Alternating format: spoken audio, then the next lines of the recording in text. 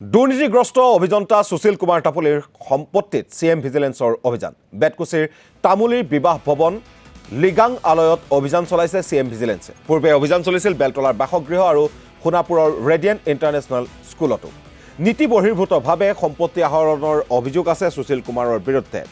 আৰু বিধায়ক অতুল বৰাৰ অভিযোগৰ ভিত্তিত গোচৰ ৰুজু কৰা হৈছিল সুশীল কুমাৰ তামুলীৰ বিৰুদ্ধে 33/2025 নম্বৰত ৰুজু হৈ আছে গোচৰ বৰ্তমানো পলাতক সুশীল কুমাৰ তামুলী আৰু যেদিনা বেলতলাৰ বাসগৃহত অভিযান চলিছিল সেইদিনা পুৱাই মৰ্ণিং ৱাক কৰিবলৈ যোৱাৰ পৰা এতিয়ালৈকে কিন্তু সন্ধান নাই সুশীল কুমাৰ তামুলী আৰু এতিয়া লিগাং আলয় বেতকুছিৰ তামুলী বিবাহ ভৱন আৰু লিগাং আলয়ত অভিযান চলিছে চিএম ভিজিলেন্সৰ আৰু এই সন্দৰ্ভত সবিশেষ জানিবলৈ আমি পোনপটীয়া সম্প্ৰচাৰত যাব বিচাৰিছোঁ আমাৰ সতীৰ্থ সাংবাদিক হিমাংকৰ বৰ্মনৰ ওচৰলৈ হিমাংকৰ আপোনাৰ ওচৰলৈ আহিছোঁ যিহেতু লিগাং আলয়ত ইতিমধ্যে চিএম ভিজিলেন্সে অভিযান চলাই আছে পুৱাৰে পৰা যিহেতু অভিযান চলি আছে এতিয়ালৈকে কিবা তথ্য পোহৰলৈ আহিছে নেকি হিমাংকৰ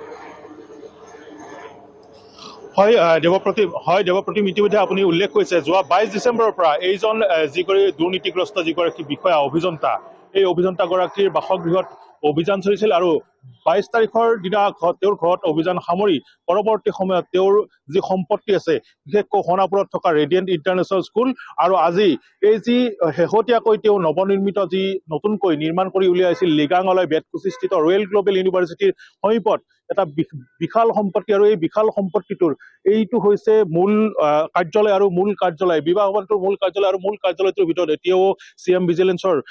কেইবাগৰাকী লোক উপস্থিত আছে তেওঁলোকে বিভিন্ন ধৰণৰ আচলতে অভিযান চলিছে কি ক'বা তুমি ইয়াত কাম কৰি আছা কিমান দিনৰ পৰা ইয়াত এই বিবাহ ভৱনটো চলি আছে মই এইটো নাজানো একো বিশেষ কিবা মই কাম কৰোঁ তোমালোকৰ পৰা কি বিচাৰিছে মই একো বিচাৰা মই গম পোৱা নাই তুমিতো ইয়াত কাম কৰা তেওঁলোকে কি বিচাৰি আছে সেইটো মই গম নাপাওঁ হয় এয়া হৈছে কৰ্মচাৰীৰ ভাষ্য মই দেখুৱাইছো এয়া সুশীল কুমাৰ তামুলীৰ এইটো সম্পত্তি আৰু এই সম্পত্তিটো অভিযান চলাইছে আৰু উল্লেখ কৰিম যে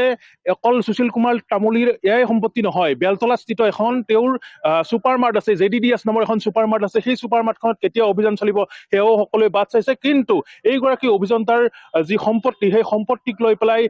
চিএম ভিজিলেন্সৰ যি গোচৰ ৰুজু হৈছিলে আৰু সেই গোচৰ ৰুজু হোৱাৰ পাছতে এটি তেওঁৰ যি আয় বৰ্হিভূত সম্পত্তি সেই আয় বৰ্হিভূত সম্পত্তিসমূহত এতিয়া চিএম ভিজিলেন্সৰ অভিযান অব্যাহত আছে আৰু আজি প্ৰথমবাৰৰ বাবে এই যিটো বিবাহ ভৱন লিগাং আলয় আৰু লিগাং আলয়ত এই অভিযান চলোৱা পৰিলক্ষিত হৈছে ৰাতিপুৱাৰ পৰা চিএম ভিজিলেন্সৰ প্ৰায় 6জনীয়া দল এটাই এই লিগাং আলয়ত অভিযান চলাই আছে পৰৱৰ্তী সময়ত যেতিয়া তেওঁলোকে পোহৰলৈ আহিব বা তেওঁলোক ওলাই আহিব তেতিয়া হয়তো কিছু তথ্য পোহৰলৈ আহিব কিন্তু মই কিছু সময় পূৰ্বে দেখুৱালো এজন কৰ্মচাৰী তেওঁৰ ভাষ্য কিন্তু দিবলৈ অপৰাগ তেওঁলোকে এটা কথাই কয় যে ইয়াত আপোনালোকে কেমেৰা নচলাব তেনেধৰণৰ তেওঁলোকে কথা এটা ক'ব বিচাৰে কিন্তু যিহেতু চিএম ভিজিলেন্সৰ অভিযান ইতিমধ্যে চলি আছে তেনে ক্ষেত্ৰত তেওঁলোকে কি বিচাৰিছে বা কি সমল বিচাৰিছে সেয়া কিন্তু তেওঁলোকে সকলো তথ্য অপৰাগ বা তথ্য দিয়াৰ পৰা তেওঁলোক বিৰত আছে সমান্তৰালভাৱে ইয়াত কিন্তু এখন কাৰেং নামৰ ৰেষ্টুৰেণ্টো আছে সেইখন সুশীল তামুলীৰ হয় নে নহয় সেয়া পৰৱৰ্তী সময়ত জানিব পৰা যাব কিন্তু আজিৰ দিনটোত যি